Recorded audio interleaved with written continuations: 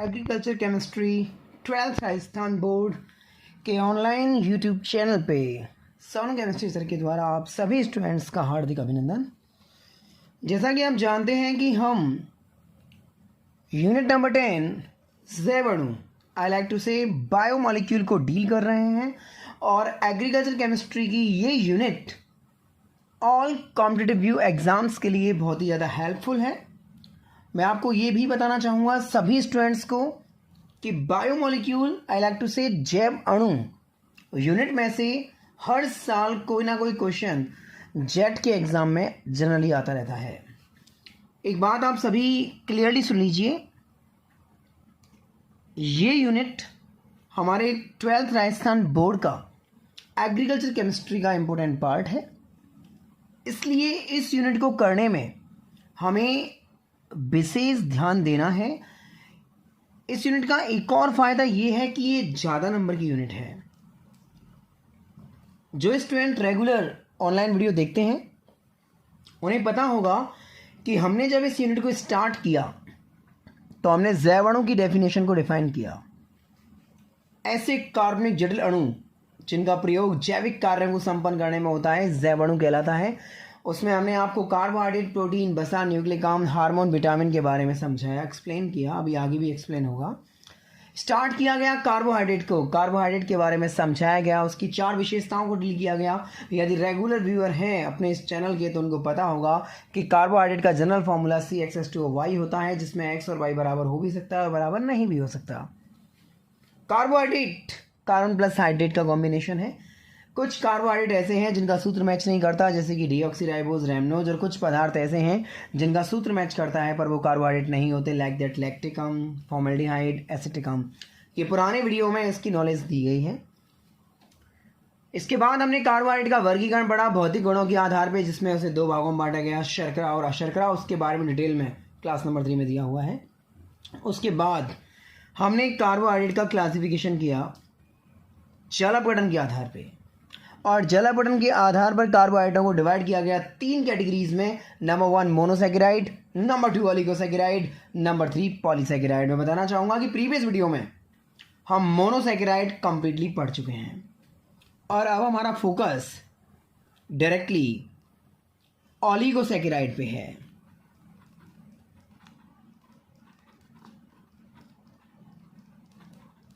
Oligosaccharide, देखिए मेरा उद्देश्य ये है कि मैं इस वीडियो के माध्यम से आपको ओलिगोसैकेराइड पर जो थीसिस लिखने के लिए बोर्ड देता है वो मैं आपको सिखाऊं।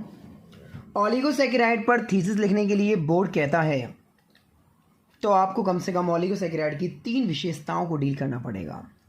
देखिए बताना चाहूँगा कि ओलिगोसैकेराइड ऐसे कार्बोहाइड्रेट हैं जो जल अपघटन के पश्चात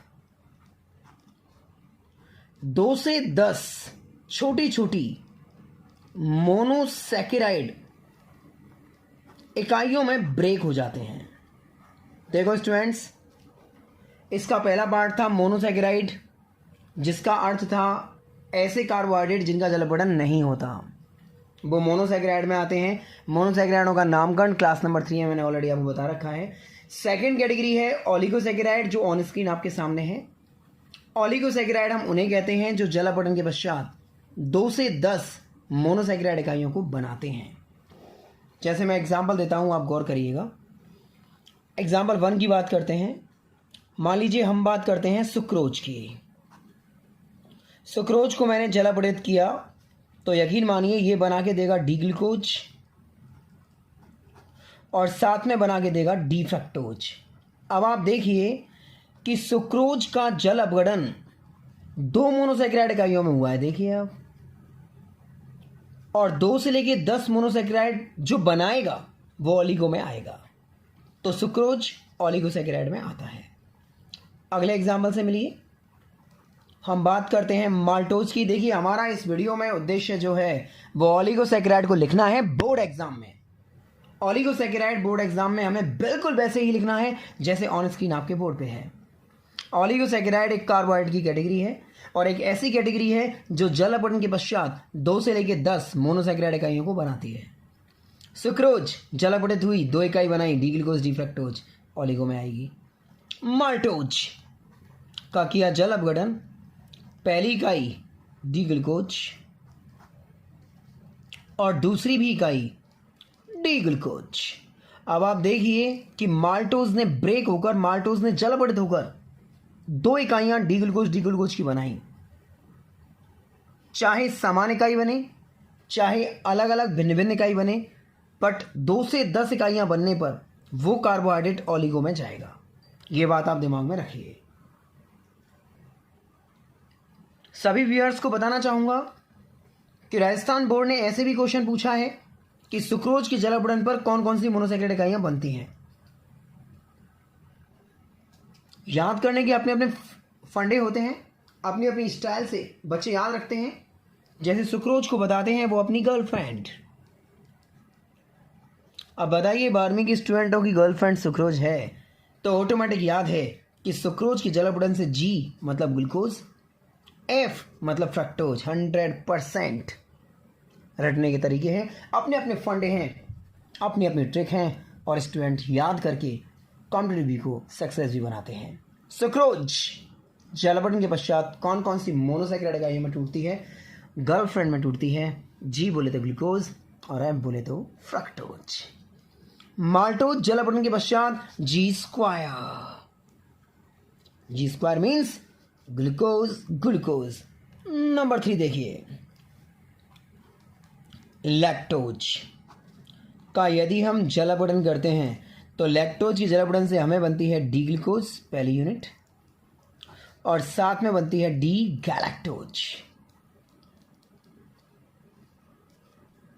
अब आप लगाइए कि लैक्टोज की जल अपघटन से ग्लूकोज और गैलेक्टोज 2 इकाइयां बन रही हैं। ये तीनों की तीनों ओलिगो में आएंगी बिकॉज ये 2 इकाइयों में ब्रेक हो रहे हैं।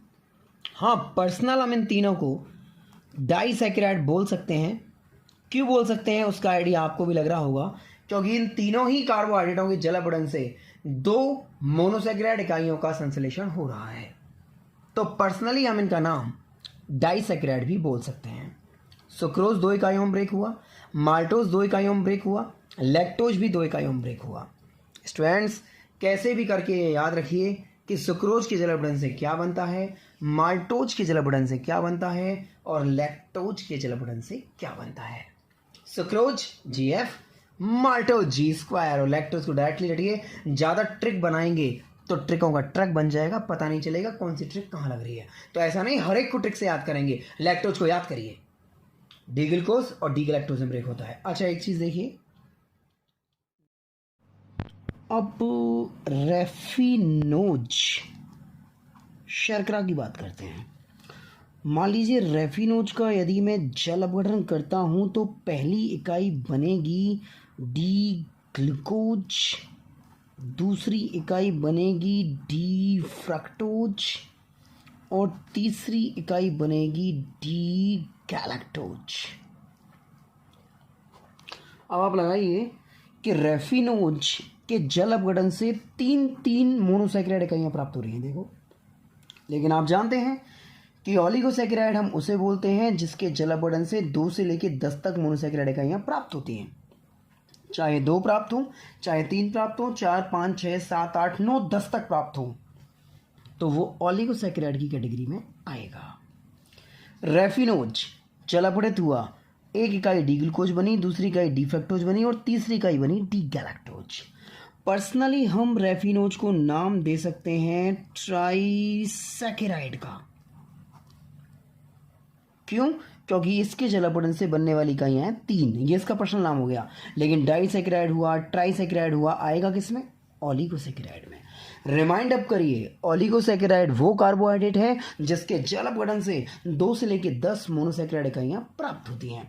अच्छा नेक्स्ट एग्जांपल देखिए आप, जैसे मैंने लिखा स्टैकियोज। ये स्टैकियोज शर्करा है। यदि स्टैकियोज शर्करा का हम जल अपघटन करते हैं तो बनेगा डी ग्लूकोज, बनेगा डी फ्रक्टोज और 2 इकाइयां प्राप्त होती हैं डी गैलेक्टोज की। अब आप लगाओ टोटल मोनोसैकेराइड इकाइयां कितनी प्राप्त हुई? 4। 1, 2 और 2, 4। पर्सनली हम इसे क्या नाम दे सकते हैं? टेट्रासैकेराइड, राइट। क्योंकि टेट्रा वर्ड का इस्तेमाल किन के लिए होता है? 4 इकाइयों के लिए होता है।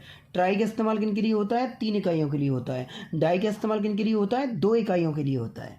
पर्सनली नाम क्या हो गया? टेट्रासैकेराइड, लेकिन टेट्रासैकेराइड भी किस में आएगा? ओलिगो में आएगा। चलिए लास्ट एग्जाम्पल देखिए, मैं बताना चाहूँगा कि एग्रीकल्चर स्टूडेंट्स के लिए ये चीज़ें कॉम्पिटिटिव एग्जाम में बहुत ज़्यादा काम आती हैं, क्योंकि स्टेक्यूज हुआ और अगला एग्जाम्पल हम लेने वाले हैं बर्बेकोस शर्करा का, बर्बेकोस शुगर। ये आपके सीधा कॉम्पिटिटिव का है, क्योंकि हमारे बोर्ड पैटर्न की बात करें तो बोर्ड पैटर्न में रेफिनोस तक है, लेकिन स्टेक्यूज और बर्बेकोस को हम इंक्लूड कर रहे हैं तो ये पूरा कॉम्पिटिटिव लेवल से एक्सपोज हो रहा है। बर्बेकोस का हमने जल अपठन किया तो पहली इकाई बनेगी डी ग्लूकोज, दूसरी इकाई बनेगी डी फ्रक्टोज और 3 इकाइयां हमें प्राप्त होंगी डी गैलेक्टोज की। अब आप लगाओ टोटल इकाइयां कितनी हो गई? 3, 4, 5। पर्सनली हम इसे क्या नाम देंगे? पेंटासैकेराइड, क्योंकि कितनी मोनोसैकेराइड इकाइयां प्राप्त हो रही हैं? 5 मोनोसैकेराइड इकाइयां प्राप्त हो रही हैं। पेंटासैकेराइड हुआ, टेट्रासैकेराइड हुआ, ट्राइसैकेराइड हुआ, डाइसैकेराइड हुआ, लेकिन ये सब की सब आएंगे किसमें? ये सब की सब आएंगे ओलिगोसैकेराइड में। मैं आपको यही बताने का प्रयास कर रहा हूं कि ओलिगोसैकेराइड उसे कहते हैं जिसके जल अपघटन से 2 से लेकर 10 मोनोसैकेराइड इकाइयां प्राप्त होती हैं। डाइसैकेराइड भी ओलिगो में आएगा, क्योंकि 2 इकाइयां प्राप्त हो रही हैं। ट्राइसैकेराइड भी ओलिगो में आएगा, 3 इकाइयां प्राप्त हो रही हैं। टेट्रासैकेराइड भी ओलिगो में आएगा, 4 इकाइयां प्राप्त हो रही हैं। पेंटासैकेराइड भी ओलिगो में आएगा, 5 इकाइयां प्राप्त हो रही हैं। हेक्सासैकेराइड, हेप्टासैकेराइड, ऑक्टासैकेराइड, नोनासैकेराइड और डेकासैकेराइड, मतलब 10 तक ओलिगोसैकेराइड में आएगा। इंक्लूडिंग सिलेबस हमारे पास 4 एग्जाम्पल हैं, 2 मैंने आपको एक्स्ट्रा कराए हैं। मैं बिल्कुल ये चाहूँगा कि मेरे स्टूडेंट ओलिगोसैकेराइड को डायनेमिक तरीके से याद रखें। ओलिगोसैकेराइड के बारे में उनकी नॉलेज ज़बरदस्त होनी चाहिए कि ओलिगोसैकेराइड क्या होता है। ऑन स्क्रीन जो आपके सामने है, यही टेबल आपको बोर्ड पैटर्न में बोर्ड को रिप्रेजेंट करने आती है। उनको लगना चाहिए कि आपको ओलिगोसैकेराइड के बारे में पूरी नॉलेज है। ओलिगोसैकेराइड के बारे में जो चीज़ आप देख रहे हैं, ये इसकी डेफिनेशन है कि ऐसे कार्बोहाइड्रेट जिनके जल अपघटन से 2 से लेकर 10 मोनोसैकेराइड इकाइयाँ प्राप्त होती हैं, उसे हम ओलिगोसैकेराइड में रखते हैं। बात करें यदि विशेषताओं की, मैं यहीं आपको ओलिगोसैकेराइड की विशेषताओं से मिलवाता हूँ। जितने भी ओलिगोसैकेराइड हैं वो शर्करा में आते हैं, और जिन्होंने प्रीवियस वीडियो लिए हैं वो जानते हैं कि जो शर्करा में आते हैं वो स्वाद में मीठे होते हैं, वो जल में विलय होते हैं, और उनकी प्रकृति क्या होती है? क्रिस्टलीय होती है। देखिए, ये क्वेश्चंस चलते फिरते याद करा देते हैं हम ऑफलाइन क्लासेस में। ऑनलाइन क्लासेस में भी हम आपको बार बार बोल के इन क्वेश्चंस को याद कराएंगे कि ओलिगोसैकेराइड किस में सम्मिलित हैं? शर्करा में। और जो शर्करा में सम्मिलित होते हैं वो स्वाद में मीठे होते हैं, जल में विलय होते हैं, और उनकी प्रकृति कैसी होती है? उनकी प्रकृति क्रिस्टलीय होती है। ओलिगोसैकेराइड की सेकंड विशेषता की ओर जाते हैं। ओलिगोसैकेराइडों की जल अपघटन से बनने वाली मोनोसैकेराइड इकाइयाँ समान भी हो सकती हैं, देखो, और असमान भी हो सकती हैं, देखो। ओलिगोसैकेराइड की विशेषताओं को चलते फिरते हम बहुत आराम से याद कर सकते हैं स्टूडेंट्स। हमें रटने की ज़रूरत नहीं है, हम समझ के भी डील कर सकते हैं। ऑन स्क्रीन जो आपके सामने जल अपघटन हो रहे हैं उन सभी को आप गौर से देखें तो बनने वाली इकाइयाँ समान भी हैं और बनने वाली इकाइयाँ भिन्न भिन्न भी हैं। समस्त ओलिगोसैकेराइड शर्करा में सम्मिलित हैं, इसलिए स्वाद में मीठे, जल में विलय और क्रिस्टलीय होते हैं। ओलिगोसैकेराइडों के जल अपघटन से बनने वाली इकाइयाँ समान या असमान हो सकती हैं। ये ओलिगोसैकेराइड की 2 बेहतरीन विशेषताएं हैं जो आपको याद होनी चाहिए। हमने इस आज के टॉपिक में ओलिगोसैकेराइड को बहुत ही अच्छे ढंग से डील करने का प्रयास किया है, और कल के वीडियो में हम पढ़ेंगे पॉलीसैकेराइड के बारे में, और पॉलीसैकेराइड के साथ ही ये क्लासिफिकेशन समाप्त हो जाएगा, टॉपिक चेंज करेंगे। एग्रीकल्चर विद्यार्थियों को बस यही निवेदन है कि चैनल के साथ बने रहिए, आपको नए नए कंटेंट मिलते रहेंगे। Have a great night and sweet dream from Sonu sir.